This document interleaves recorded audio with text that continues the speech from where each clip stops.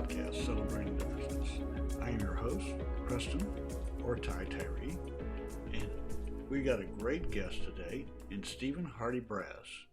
Steven does more for other people than almost anybody I know. He advocates for lots of different people, and we'll talk about it. And we're going to be discussing sharing our differences in this podcast. So let's get started with Steven Hardy-Braz.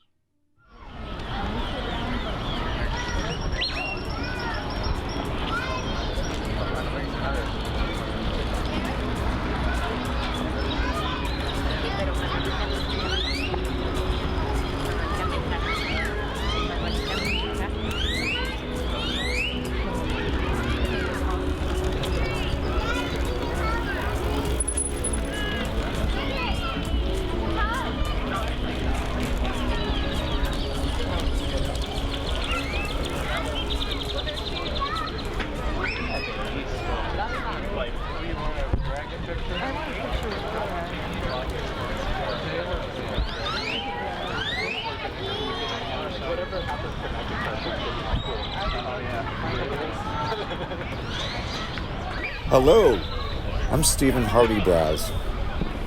I'm a school psychologist, cycling advocate for people with disabilities. I'm from North Carolina, and I'm here today in Austin, Texas, to meet up with my friend, Preston Tyree, to interview him for his podcast. So he has a podcast on celebrating and appreciating differences. So I was like, all right, I can come hear that. So I came here and learned about the Mueller community. And it's really been fascinating that 25 years ago that this was an active airport. And now it's a fascinating community that saves water and electricity and really green. I'm really starting to fall in love with this place. It's really a great way to live in a great place. Really nice people. Hope my friend shows up soon. Welcome to the podcast, Celebrating Differences. This is episode 103. And this is my friend, Steven Hardy-Braz.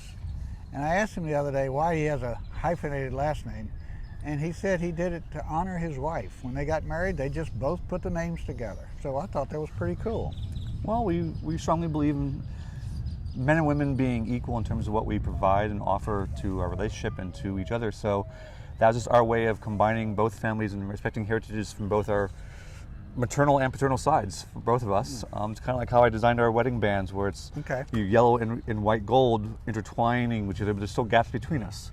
In our wedding, we actually had a poem from Gahal Cobran where it talks about, I think it's the elm and the oak tree do not grow in the shade of each other. They need spaces as well to grow and like that. So it's like, okay, so we want to respect both her Braz family side and my Hardy family side, and Hardy-Braz just seemed to work better than Braz-Hardy, so Hardy-Braz it was. Braz-Hardy. Yeah. Okay. It just doesn't roll off the tongue as easy. Yeah, okay, Hardy-Braz.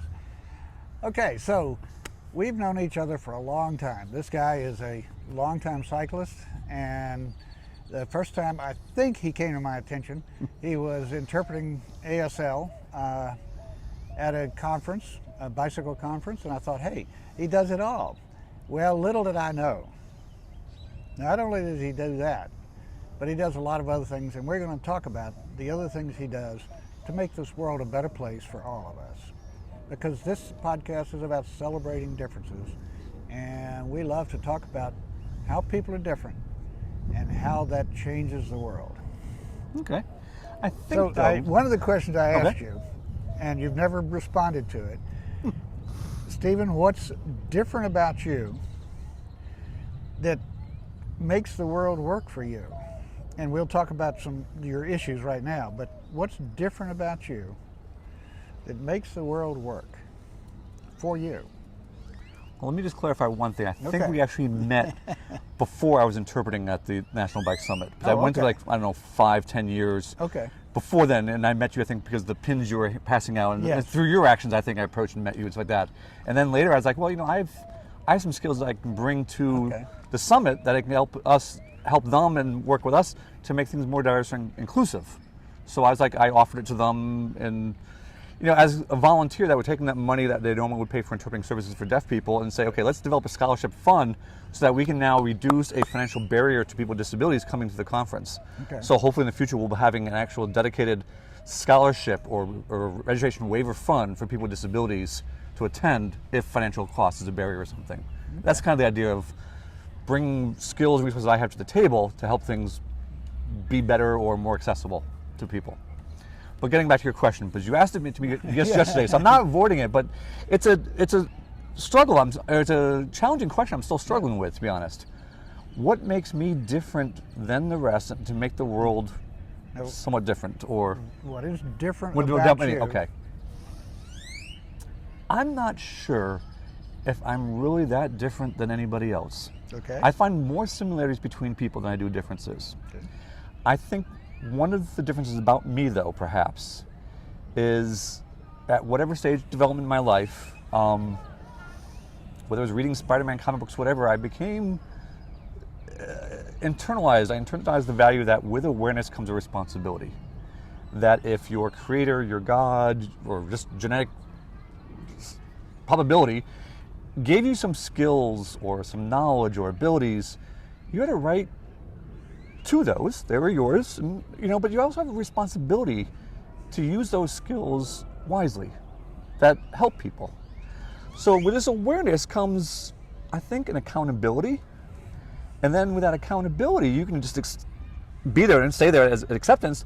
But if you're really going to be accountable, I think that means you're going to have to be more of an advocate. And if you really feel you're responsible in some way, then you have to almost become an activist.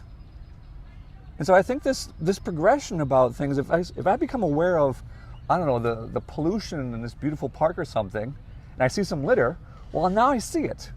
Do I choose to just accept it and ignore it and walk by? Or can I can pick that up. It doesn't cost me much to put it in the litter bin or recycling bin or compost. Now I become aware of it, accountable. Even though I didn't cause the litter, I now cleaned it up to make things just a little bit better or something. And so I feel that's something I think we all have this shared responsibility, because we're all going to be different in our skills, our abilities throughout our lifespan, and we are in this all together. And I don't think anybody has the one solution, so we kind of have to support each other through this mysterious journey of life. Well, that's fun that you just did that, because our nonprofit is What did I do? We Are All One. Oh, okay. I wasn't okay. And we talked. That wasn't an aware plug. Okay, that was serendipity. Yeah. We are all one, and that means we are unique and special. Mm-hmm. But we are part of the whole, and the whole's not the same without us. Right. Okay. And when you talk about the whole, it's the mass of humanity, but it's also the cosmos. Mm-hmm. It's all of the living things around us. So in psychology, we call that the gestalt. It's a gestalt, but it's bigger than just the gestalt of the Earth. Mm-hmm. Yeah. It's all of it. Mm-hmm. Yeah. And so that's our vision is, the question is, how do we practice We Are All One? And what I just heard you say is part of what I think is the practice of We Are All One. And there's a very old French phrase called noblesse oblige. I'm not getting the nuances of that. The nobility has an obligation. Okay. And the way I interpret that, for me, is just what you said. You've got some talents, you've got some abilities, and you should be using those for all of us. Mm-hmm. Yeah, and so that's what we talk about. Right. So it was fun to hear you just come out of the blue. Well, I kind of talk a little about it with my wife, and she's a fabulous cook in many ways, but we talk about each person being a different kind of spice and a different ingredient. Sometimes some courses are going to require a lot of garlic, and some are going to be more lemon, or some need a little salt and pepper or something. And we all bring that. We don't know necessarily what a situation is going to need, but if we're all there at the same table or a cooking table together, we add what we have. We may have a lot of salt that day or that time period in our life, so I can add that. Or maybe I don't need to add as much, but I have that in reserve so when it is needed for people. And we come together. If we choose to come together, we have a delicious meal because we've all added some ingredient to it. Mm-hmm. Or if not an ingredient, the support of the people who are adding ingredients in the cooking process or the cleaning process, whatever. And we're all part of the process. Yeah. Yeah. And you saw the sign in our house this morning, mm-hmm. Trust the process. Mm-hmm. So but we all have to be part of it. Yeah. Yeah. So that's it. Yeah. So let's talk a little bit about Steven. Okay. We talked about your ASL interpretation and everything, and I just find it just astoundingly difficult, but part of it is the way you express stuff. Why did you choose to do that? Why did you choose to learn that? I know you went to Gallaudet. Right. And explain what Gallaudet is. Okay. So Well, cut to the chase. I actually am wearing a Gallaudet shirt today. So this is actually the signal, or the sign for Gallaudet is this, because Thomas Gallaudet, who is named after, wore glasses. Oh, okay. So just like up here, this was his, they call sign name. Okay. So like my sign name is just my initials, SHB. Okay. Okay. Everyone gets, in the deaf culture and deaf community, they're given sign names by a deaf person. And sometimes it's a physical characteristic, something about their personality, or whatever it may be, or sometimes just initialized over their heart or part of their body or something. Everyone is unique nickname and maybe a family name, and sometimes names that we don't share among the public, and it's just a private joke or something like that. So, like a friend would often side with me, oh, SHB, because he knew me before I was married, so he didn't know about the B part. When he learned that, he's like, oh, SHB or SOB, which they're confusing. And so we make jokes about those things. Okay. So Gallaudet is the world's only university dedicated for deaf people. Abraham Lincoln signed the charter of this unique university as a way to bring the North and South together, unite them after the Civil War. Okay. It's one of the last things he did in office. But there was a push there because the American School for the Deaf was started by a deaf Frenchman as well as an American man who went over to France and brought him back. So it was already a hybrid combination of American and French ways. So ASL is actually based on FSL, or French Sign Language. Okay. And sign languages in different countries aren't necessarily the same, because our world's not the same. I often explain to people when they ask that, I'm like, why is it universal? I said, well, our world's not universal. Our sign in American Sign Language for window is like this. Most of our windows slide up and down. But in Japanese, it's like sliding, doors. In Italian Sign Language, it's, opening up of shutters and things. So, because our windows don't work the same, our signs are different. But all that is visually based.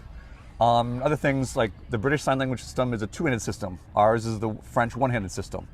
So, it's unique, fascinating linguistic, spatial issues just always have fascinated me. But it started as an undergraduate. I had several majors, but one of them was in psychology. My professor always would bring these philosophical issues of interesting things just to stimulate our thinking about psychology, not what we just in the textbook and the classic examples and studies, but thinking about the broader universe and philosophy and nature and things. And so he asked questions like, okay, so what is language? Oh, yeah. All right, that's a tough thing to say. You can say, okay, well, English is a language, okay? What, in writing, in speaking, in thinking? What language is it in our head? Okay, and if you've never heard English language, what language do you think in? Okay, so if you're deaf and you're born deaf, you never heard a spoken language, what language do you dream in? So this was just, for me, just mind-blowing. I was like, I don't know. Well, the very first question he asked, which blew my mind in psychology, was, so, first class, and I'm an arrogant freshman, like I think many may be, but he asked the people, so we're going to be studying perception. In the next class, we're going to talk about color vision and the theories of color vision. And I, stupidly or naively or challenging or whatever, raised my hand and said, excuse me, professor, you're saying the theories of color vision? We all see color. Some people are colorblind, but for most of us, we all see color. I said, so why are there theories? Why don't we just know how color vision works? He goes, Mr. Hardy, first day here, he knows my name. All right. So second day, he goes, class, on Thursday, which was 2 days in advance, it was a Tuesday, Thursday class, he's like, Mr. Hardy's going to explain the three different theories of color vision to us. So I was put on the spot, so I was like, 3 theories? So I look it up, and I'm like, wow, they each kind of make some sense. And it's like, wow, psychology really is at the forefront of science doesn't know some things. We accept this, we know this part, then it's like, I don't know. It just seems to work this way. And there's theories about how it processes. And so I'd explain that. And it was the first time that rather than having concrete knowledge that I had to assimilate, recall, regurgitate back to a professor or a teacher, whatever, to pass a course, this was like, no, this is an unknown area. And these are the tools we have in science that we're going to help you develop and foster to explore it. You may not get an answer, but it's going to be the process of finding out more about it. And sometimes all you're going to do is ask better questions. But you trust the process of science. And so he'd bring these questions often to class. And so then it was just mind-blowing to me, like, okay, so if sign language is what deaf people use, and they think in that and dream in that, so is sign language a language? So we had to think about, okay, well, if it's a language, does it meet these criteria for language? Does it have grammar? Does it have consistency? Does it have a community? Does it evolve? And so yes, it does all that. Okay, so then in the 70s, there was a lot of experiments and attempts to teach apes and chimps some sign language or language, and they're using sign language. But were they really using language or just some signs to basic communicate? Okay. And so as this debate about some studies may say, well, apes and other primates could get some kind of like symbol board presentation, and there was a communication, some with gestures, some with signs, some with symbols. Was that a linguistic ability? Well, the challenge a lot of times is, how do we learn language? We don't really learn it in a vacuum. So if we're one ape or one person alone, and we don't know access to the language, then what is the language? There was an example of a Native American back in California back in the last century, who was the last member of his tribe. And he came out, and people in Berkeley were studying him. So he was a man who basically could not speak any other language, but all the people that his native tribe had died out already. So he was the last speaker of that language. And how did he envision the world? And then how does he communicate with another person when that shared language isn't there? So really questions. And so then at that time there was a growing sentiment that had been building for decades for deaf people to have more self-reliance and self-dependence. And so being the world's only music for deaf people, and they were transitioning to a new president, there was a push to actually have a deaf person representing, a qualified deaf person representing and leading the university as a president. And it's a long story. It's fascinating history if you want to get into more, but I don't want to get too much of a tangent. It's called Deaf President Now. It was a social movement by the students that closed down the university and actually got all their demands with no violence, nothing. Within a week, they got the board replaced with 51% had to be deaf or hard of hearing, a deaf president, no reprisals against the students, and things went back normal. And it went on that way. And it was just a radical transformation and empowerment for the civil rights and self-determination of this linguistic minority group. And I'm like, that's going to be a fascinating place to learn. So I looked up, well, they actually is a graduate program, and I was hesitating about going to grad school or not, and I really, being the first person in my family to go to college, didn't feel right. I didn't know what this was, but the professor was pushing me to go, the same professor. He saw potential in me that I didn't see. I wanted to go do something else, and so I kind of applied on a whim, thinking that'd be great and cool to be there, but I don't think I'm going to be qualified enough to go because I don't know this language. But I got it accepted, and so then I felt responsibility. Well, I now put you up got to this. learn the language. Now I got to learn language and go, and I did. And I actually, shockingly, through myself and other people, I became very good at it. But then, because people were sharing their language and their life experience of discrimination, oppression, frustration, anger, resentment, to the barriers of how we've built this world on the majority. And now you have a linguistic minority who doesn't have full access as we do through, our hearing ability, but they're still valued as people. So now I'm bridging two worlds of the deaf world and the hearing world, so to speak. But it's really one world, but we're like, well, who decided and who made it? Why do we evolve to be mostly auditory based in our world? And why can't we shift things with technology through closed captioning at that time, through interpreters? And so I was at the cusp of almost the birthplace of these professions, of licensure of interpreters, of development of closed captioning. Rather than having our own separate devices we had to pay hundreds of dollars for, we passed a law that got it made at every TV made 13 inches or bigger diagonally, had to have it already installed. Well, there was a spillover effect of that, because now you could be in a tavern or a bar, a nightclub, or working out in a gym or something and not have noisy TVs blaring. You could just read it. Yeah. And it became actually better and better with AI and stuff. It's not perfect yet, but it's still pretty good. Anybody benefited from it. Yeah. So I was like, well, you know what, when we make sidewalks accessible with curb ramps, not only do wheelchair people mobility impaired people using it need it, but people with strollers, people with shopping carts, people on skateboards, people on scooters, whatever, also benefit. And I just read a paper, and I'm going to get you off of this discussion because we need some other things about you. Sure.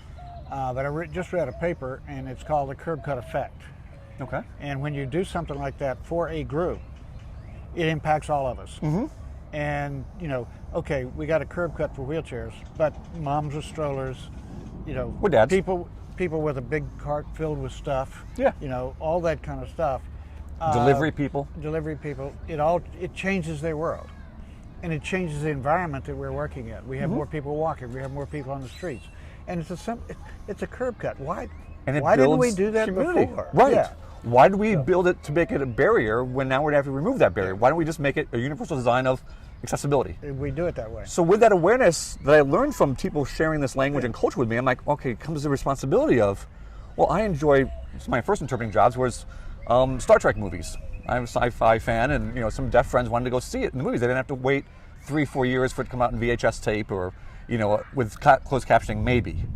And so we would then go out to the movies and I would interpret, but trying to interpret the Klingon language into sign language was challenging. And they challenged my skills, so I had to learn how to, fingerspell things like kapah or whatever.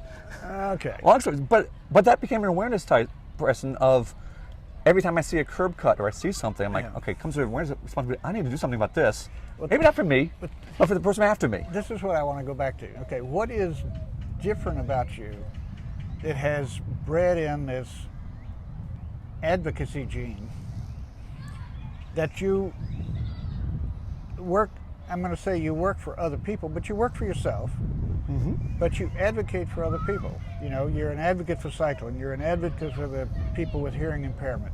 You are now an advocate for people with a disability because you were in an automobile, a bike crash with an automobile.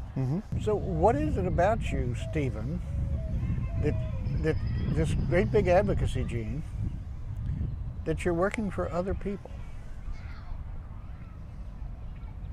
Preston, isn't it, in some ways, the American dream? Isn't this the challenge that we have in this representative democracy of we want to make our world a little easier, a little better for the next generation, for our children, or however we define it?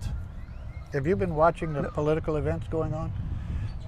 Yeah, I'm aware, and I'm actively involved in those things, but putting some of those issues aside, I think we all want to, and because we don't have the same rigid hierarchy of the royal families or what have you in this, we rebelled against that hundreds of years ago. Yeah.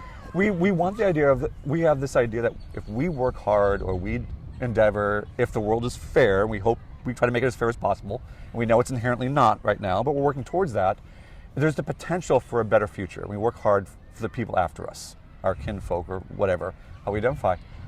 I'm just doing that in the same way. I had it tough paying my own way, going through college on scholarships and working at the same time. So I really wanted to work hard to make sure my children didn't have to work as much going through college. And so my wife and I, were committed to that. It was one of our values, to make it a little easier for our children so they can go a little farther, faster, higher, whatever it may be. So I think with that, when I was in graduate school, I was a live-in health aide for an older deaf man who was paralyzed from the waist down using a wheelchair. And I became aware of a lot of these issues, that there were restaurants we couldn't get into because of a 1-inch or 2-inch gap, and the doorway was too narrow, or there's a gap we can't get over, or a sidewalk, or the slope was too much and we'd slide off in the snow and ice. And all these things became dangerous that before, as an able-bodied person, I didn't think about. And now that I find myself, interesting enough, in this kind of a very similar situation, it's like, wow, I'm glad I was doing some of that stuff then, but now I have the skills now to do it for others still, but still that benefit myself too. So you've been preparing all this time for this? I don't know if I've been preparing or the world has been preparing me, or some interaction thereof. But yeah, so I'm tapping into the skills I've learned over a lifetime of professional training in psychology, about special education, and the laws about disability and access, and then my experiences at Gallaudet, and then interpreting. I see a universal theme of trying to make things, if you're aware of a difference, trying to make them as best you can somewhere of an equitable situation. If we just say, oh, everything's equal, well, it's not equal, because we all have different needs. And so just if we give everybody the same thing, we don't meet their needs.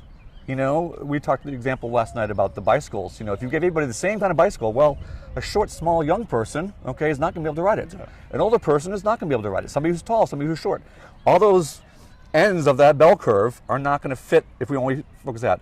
So what we need to do is match people based on their needs or where they're at. So the tall person needs a taller bike, a short person needs a balance bike. Other people can fit right in there. Maybe have to modify it to a trike or an e-assisted bike or whatever it may be. And so with that, I'm like, okay, there's a lot we can do about making our physical environment change our awareness of the world, which I think changes our attitude and our values. If I've always seen all these poor, whatever, wheelchair-bound people, whatever, and think of them that way, they're like, no, there's a lifestyle in there too. There's some benefits of using a wheelchair, but there's some challenges as well, but you don't pity them necessarily. You say, okay, what can I do to make their environment easier? Now they can be employed, now they can be out there active, they can be socialized, and whatever, and they get brought back into the community because that curb cut or because that doorway was widened or whatever it may be. They're not stuck at home. They're not as productive or involved as they'd like to be. Yeah, and we've been walking around the neighborhood, looking at the neighborhood, and one of the things that was done in Austin, not just here in this neighborhood, is they passed a visitability ordinance. What is a visibility ordinance? Yeah. Every house built from now on has got to be visitable on the first floor. So you in your wheelchair, every house built since that ordinance was passed, you can get in there either through the garage, up the ramp in the garage, or up the ramp in the front, or somehow you can get in there. All the doors on the ground floor are wide enough for your wheelchair, and there is a restroom on the ground floor that you can use. I would like and to if you look in someday our house, meet and talk to those people know, who fought for that. yeah. That had to be some awareness raising You know, to get that visibility. And when we started, we wrote a book called Building Homes for Aging People. Okay. And for Well, our like to live builder, who live, we, yeah. we wrote it for our builder, to give it to our builder, because they really did some nice things for us in the house. And that was part of the discussion is, okay, so it's not a handicapped person. It's me as I'm older. Right. And I end up in a wheelchair. I should be able to get into my house and find a bedroom and use a bathroom. Yeah. In my house. Right. In a wheelchair. Oh, that makes some sense. So the vision is, yeah, let's make it possible. You know, and so that was one of the fun things that I loved about Austin, is they created this opportunity where people had to build houses for more of us, not Right. all of us, but more of us. You know, and it's so yeah. And if you build it up with the original design for universal design and accessibility, Yeah. then the cost is meted out among everybody. It's not cost prohibitive for somebody that has an incident like mine where they're now disabled and now have to retrofit things, and it's very expensive to widen a doorway or whatever, or ramp a house. But if it's built that way to begin with, then you can more age in place, and it works for the young as well as for the elderly and the disabled in between, or people who just want things a little more easier. And to explain how well that worked, the first house we got in the neighborhood, they poured the ramp in the driveway in 2 pieces. So it was a short little flat piece and then a very steep piece into the garage. Well, our friend on his powered wheelchair couldn't pull it, Yeah. and I had to push him up. Okay, the house isn't built yet, but I had him come out and test Yeah. it. You know, I got hold of the builder, sent him videos of this. They jackhammered out that Steep ramp. That's Yep. no, both of them. Okay. Jacked them both and made them in one piece, which means they weren't like this. Right. They're now. They were now like this, and he could pull it with his powered wheelchair. And the car didn't bottom out when you drove in Even the better. driveway. You Right. know? But Unexpected benefit. when we raised the issue, and it was just, you know, the guys who were framing it up to pour it, framed it up. Yeah. And it, you know, if the house had been 2 or 6 inches lower, it wouldn't have made a difference. But it wasn't. And so they came, jackhammered it out, and re-poured it. That's nice. And I thought that was amazing. You know, but it means that when people understand why we do these things, then they'll pay attention. Right. You know. But it also means, to me as a person that has to use a chair most days, it sends a message to me emotionally that, hey, someone cared enough about a person like me to make me feel included, or at least a welcome mat was put out. Yeah. Maybe there's still some steps, maybe there's still a doorway, but at least the first level of entrance was there. We're not there to an equitable system, but we're a step closer. And I think if we can all work together to just pull us all a little closer, we're going to enjoy that rich tapestry of more spices and more food, back to that food analogy, and our table is going to be more diverse and enjoyable. Yeah. And every one of us is different, and I can learn something from you. And I've learned a lot from you already. I've never had to ride around in a wheelchair. And so I can learn from you about what that's like, and I can learn from you what it's like. So Steven was out riding his bike on a road with no bike lane. He had cameras front and back, and he got hit by a car. So what did the cameras do for you, Steven? But also, I've been using it a lot sometimes. I'll ride around and I'll see, well, I know that there was some sidewalks that didn't have curb cuts or something. Okay. So I would replay some of my own rides and say, okay, let me file a work order, or a suggestion to the Public Works Department that these 4 or 5 sidewalks need curb cuts. I saw them on my ride. I rode a different way, or there's some potholes, or there's some glass down, or sand. I can now report things to make sure the riders behind me that day, the next week, aren't going to face that same obstacle. Because when we ride as a group, we communicate, we're drafting off each other, we communicate a hole, a pothole, whatever, all I'm doing is saying, okay, rather than saying that pothole's there, I'm going to say that pothole's there. I'm going to actually now take the next level of responsibility and accountability and say, I'm going to do something, report to somebody to fix it. I'm going to raise their awareness and their responsibility to fix it so the next person behind me doesn't go down or something. I'm going to take a little aside here. Sure. Obviously, we're out on the side of the lake, and I assume you just saw the ducks go by and listened to the ducks go by. And that's part of why we came out here today, because we're trying to see what this neighborhood's like. And this is what, I can get every day. What to me, it's amazing because you're telling me about this whole pond here, reclamation pond. So you're reclaiming the water that gets recycled down here. That's now a beautiful playground for people, children, strollers and bikers and runners and people just strolling around. It feeds the ecosystem. It feeds the animals. I see insects. I see ducks. I see all this. It feeds the plants. Sometimes we have beavers. I see the cypress knobs coming up. I see some really amazing things, all but just of good planning of claiming water that would normally just fall to the ground and be absorbed. You've channeled it, and now it gets reused and repurposed and serves the greater good. And it doesn't just run straight to the river. Right. Yeah, we slow it down. We put it to work. Like nature does. Yeah. How about that? Wow. Well, it's kind of like we're all just like relearning the laws of nature. Yeah. So one of the things that I was going to talk about with the camera was your crash. Okay. You said to me, I think, that because you had the camera, one, you could see what happened. Yep. But two, you could see how fast somebody responded to your crash. And the numbers you gave me, I think, were just astounding. It astonished me because it happens so quickly. Luckily, I did not have any head injury or traumatic brain injury, which is a common occurrence. That's why I cringe every time I see somebody riding a bicycle or a scooter without a helmet, because it's so easy to hit some gravel or something. Car doesn't have to be involved and go down in a head injury. That's one of the first reasons I really got involved in cycling a lot as a professional psychologist, was just preventing traumatic brain injuries. So luckily I didn't have that. So I have complete awareness of what occurred, flying over the car and whatnot. But the video allowed me to see things I couldn't see. I was able to see what behind me, and I got to document my view of what was in front of me, what occurred, which basically was, I'm writing down something, it's like just a blur. That's what happened to me. But it showed where the car was, what I did, this and that. But it also still gives me little goosebumps because I got hit probably, we estimate, between 55 and 65 miles an hour by measuring the speed of the car compared to the dotted lines and the distance on the road, which statistically really should not be survivable. Everything I've read, whatever, I'm not so far on that outlier of actually surviving it. Every medical doctor that hears it and looks at the videos and says that, they're all just sounds like, how are you alive? How are you not completely paralyzed or much more broken up? I'm pretty broken up, but but in terms of my bones, I broke one little side thing of my spine or something. Not a very serious injury to the spine, but a lot of the soft tissue was broken up. And luckily, I was in good shape then, that allowed my muscles to recover, and my heart and lungs were good for being healthy and riding a lot, that I was able to survive that. The doctors really think that has helped me live through it. But that does mean there's a lot of pain and recovery is a long time. But when I played it back multiple times, because I knew that as soon as I hit the ground, I still had some awareness, I need to get myself off the road. So I shimmied kind of my body that hurt all over off to the side of the road. And and I know I'm bleeding, and I know I'm banged up, and I'm scraped. I'm just trying to, I know I should be worried about the bike, but I know the bike's over there somewhere. So every cyclist asks, how's the bike?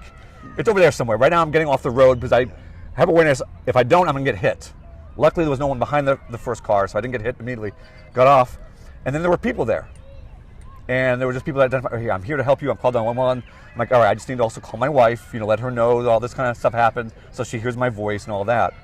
So somebody called my wife for me. But when I played the video back, because the camera was still going on the bike, so I have the aftermath, like the next 15, 20 minutes after the crash, I timed it out, and it was like I had 3 medical people were the first responders. An emergency room doctor, an EMS, and I think it was a nurse practitioner. They identified themselves to each other that way, like within 30 seconds. So think about this. I'm cycling down the road. It's late November. It's the Sunday afternoon, beautiful, warm summer day, almost fall, still hits the fall. Getting near dusk, so I picked a road purposely that's going to give me the right, with sun's not in driver's lines, where I got the good sight, the driver's a good side of me, where I can do safely, quickly get this way and get home. You know, it was only like a 15-mile ride. For me, at the time, that was very short. I could just do that very quickly. And it didn't work out. But cars are going on this road, 2-lane, undivided, speed limit supposed to have 55. So some people had to see me get hit, decide they're going to do something about it, pull over safely, park the car, get out, call 911, someone said they already did that, and get to me. I can't comprehend how somebody could do that in 30 to 40 seconds and get to me. And it's not just anybody, it's 3 highly trained medical people. And at the point they were like, oh, we need to coordinate this, because like we didn't expect that many people here. I had some of the best care. I think if I were working on the roof of the emergency room department and fell from the ceiling to the floor, I would not get care in 30 seconds anywhere. But somehow that day, when I needed it, there were 3 guardian angels or medical people that were there that responded. I think somebody's saying we need to keep you around. Possibly. And so that with that internalization comes to like, wow, I really have a job or more responsibility to do something to do. Because in order to be a good husband, a father, a good citizen, a good person, to find more meaning, whatever it is in the life that I've now been given, I feel a greater responsibility to say, okay, the knowledge and skills I've developed and have and people should me, I now have even more of a calling to do what I can to use my experiences, my story, my videos to improve safety, whether it's driver safety, cyclist safety, accessibility, just universal design that keeps people safer so they can achieve and live better. Okay. And it makes, because I mean, I just want to say, every day I have to use this cane or wheelchair or my rollator or walker. Every step on this right side is painful. But if I can think every time I have to pain, if that means that somebody else can breathe a little easier, like Emerson was talking about, then my life has meaning. Yeah. That this pain, it helps me to think I'm paying this pain so that somebody else doesn't have to. Or I can just lessen somebody else's a little bit. Okay. Helps me get through the day. So that's what these podcasts are about, people. It's celebrating differences. And this is why I wanted to talk to Steven. It's this vision that he has of the people around him. And yeah, he's been through a lot, but it's created his focus onto the people around him. So we appreciate you. Thank you. I appreciate you too, and I appreciate you taking your experiences and your connections and your meeting of people and your outgoing personality to gather us and then put it out for everyone else to consume and think about and reflect upon themselves. That's great. I do think, though, that somebody someday has to turn the tables on you and interview you and some of the amazing things you've done for safety and accessibility through education and advocacy and teaching of, I don't know, hundreds of cycling instructors, thousands or tens of thousands of children how to safely ride. I mean, the ripple effect you individually have had would be like throwing a big cinder block in the middle of this lake and all the ripples that just keep going for a mile or two. I'm going to brag a little bit. Please. I was at the National Bike Summit with you a couple of weeks ago, and I got talking to Rich Conroy. You know Rich, he's with Bike New York, and I trained him as an LCI. Okay. And Rich went on to be a coach, and I helped train him as a coach. And he trained somebody in Connecticut to be an LCI, and they went on to be a coach. And they trained somebody in Cleveland to be an LCI, and she went on to be a coach, and she won the National Education Award this year. Yep. And that's 4th generation. Here you go. And the ripple effects that diva, as she calls herself, from Cleveland, so I know who you're talking about, is just spreading so much wider and farther into other communities and other areas that is really touching to see. I was honored to, because actually I got an award that, a couple weeks ago too for advocating. And it was just like, like whether it was advocating with the LAB to make them more accessible and diverse and seeing disabilities as a part of diversity and equity and inclusion, but also just sharing what I have every day before I got hit, and then using that, whether I'm in a wheelchair advocating for accessible bus stops, which I was getting the downside. Getting ready to say, you should Google this guy. It's Steven Hardy-Braz, B-R-A-Z, and you will find a picture of him sitting in a wheelchair into the traffic lane with a big sign saying, "This is not ADA accessible." With a phone number, a call to action. Okay, so here's your witness. It's not accessible. Here's your call to action. Call this number. And he got picked up by the cops. I got ticketed, and then eventually I got picked up and arrested and jailed for doing so. Even though North Carolina state law says wheelchair users are like pedestrians, and if there's no sidewalk, you go against the flow of traffic. So I feel I was legally right, but now I am a convicted criminal of advocating for accessibility. So that's why locally they've started changing. Rather than calling me an advocate, I'm now an activist. Okay. I guess the difference is you have to serve time. Just fun. We're doing an interview here, and we've had this lovely noise in the background of children's voices. All right. All right. Go ahead. We're from a school, though. Yeah. What school? Hart Elementary. Oh, great. Thank you. Thanks for coming out. So there's about 5 adults and about 30 kids. About 30 kids, all in their school uniforms, and obviously having a great time out here today. Steven, this has been fun. Thank you. I suspect somewhere down the line we'll do it again. I'd be so honored. And we'll have a good time with this. Okay. Yeah. Kind of takes your breath away to see what Steven's up to, but I'm glad he is. He's making a difference in our world, and that makes me feel better. So let's give him a hand, and I'll see you down the road.